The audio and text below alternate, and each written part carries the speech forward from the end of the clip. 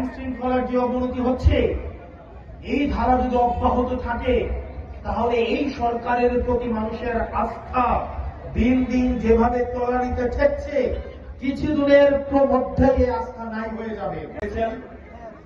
NCP কেউ করেন বা কেউ করেন না, স্কুলগামী শিক্ষার্থী এখানে অনেক আন্তর্জাতিক হয়েছেন, যারা এনসিপি হয়তো করেন না কিন্তু আমাদেরকে হয়তো দেখতে আসছেন। এখানে বিএনপির অনেক শুভাকাঙ্ক্ষী ভাইরা এখানে উপস্থিত হয়েছেন, বাংলাদেশ জামাত ইসলামের অনেক নেতাকর্মীরা এখানে উপস্থিত হয়েছেন, এনসিপি যারা পছন্দ করেন তারাও উপস্থিত হয়েছেন, এনসিপি যারা পছন্দ করেন না তারাও এখানে উপস্থিত হয়েছেন।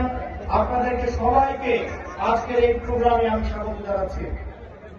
প্রিয় মেঘনাবাসী, আমি যখন আজকে এখানে উপস্থিত হয়েছি আমাদের মেঘনা উপজেলায়, এটা আমাদের খুবই কাছের একটা উপজেলা।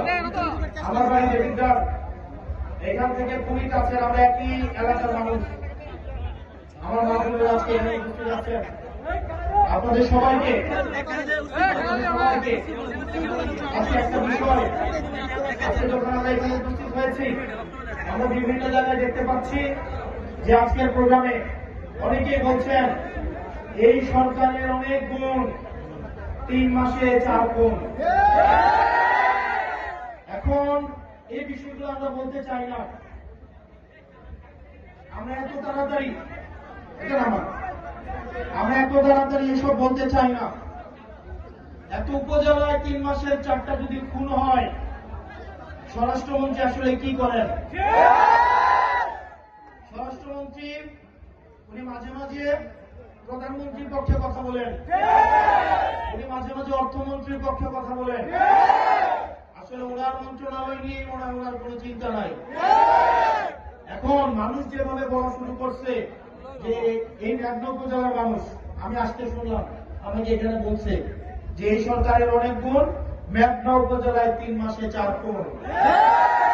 এই যে আমি আজকে আসলাম, মানুষ যে ব্যানারে ব্যানারে বলছে বিচার চাই, স্ত্রী তার স্বামীর হত্যার বিচার চাচ্ছে, সন্তান তার বাবা হত্যার বিচার চাচ্ছে, মা তার সন্তান হত্যার বিচার চাচ্ছে, এই বিচারটা করবে কারা?